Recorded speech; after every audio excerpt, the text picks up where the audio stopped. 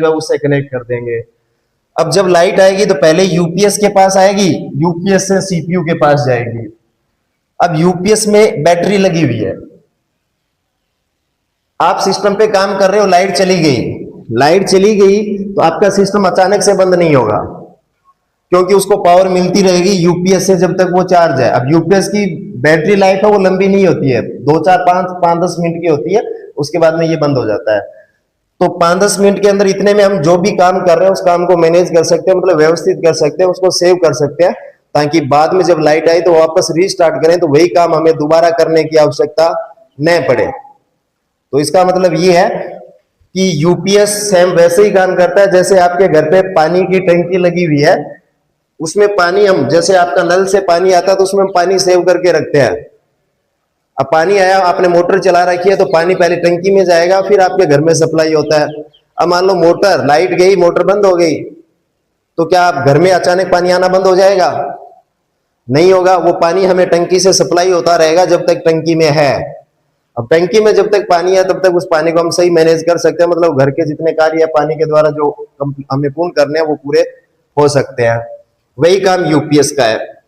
अब उसके बाद में आता है प्रिंटर और स्कैनर। ये दो अलग अलग डिवाइस है, प्रिंटर आपकी आउटपुट डिवाइस है और स्कैनर आपकी इनपुट डिवाइस है।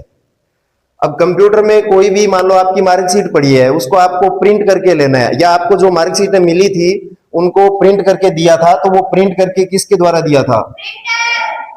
तो प्रिंटर आपको रिजल्ट देता है, और ये जो रिजल्ट देता है ये देता है आपको हार्ड कॉपी के अंदर।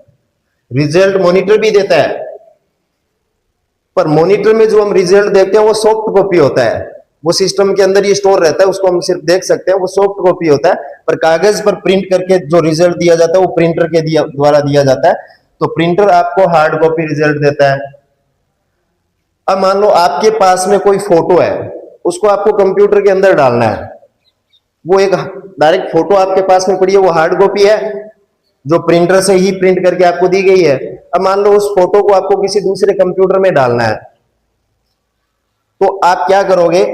तो वो कंप्यूटर के अंदर डालना है, इसका मतलब इनपुट करवाना है। अब अगर बाहर से किसी हार्ड कॉपी को स्कैन करके सॉफ्ट कॉपी में बदलना है तो हम किसका यूज करेंगे? सॉफ्ट कॉपी को हार्ड कॉपी में बदलना है तो प्रिंटर का, और हार्ड कॉपी को सॉफ्ट कॉपी में, उल्टा काम है ना दोनों का।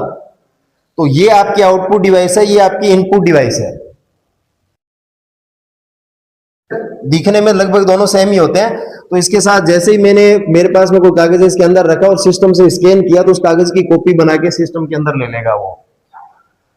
तो ये हमारे पास में था प्रिंटर और स्कैनर। जो प्रिंटर है वो आउटपुट डिवाइस है और स्कैनर जो है वो आपकी इनपुट डिवाइस है।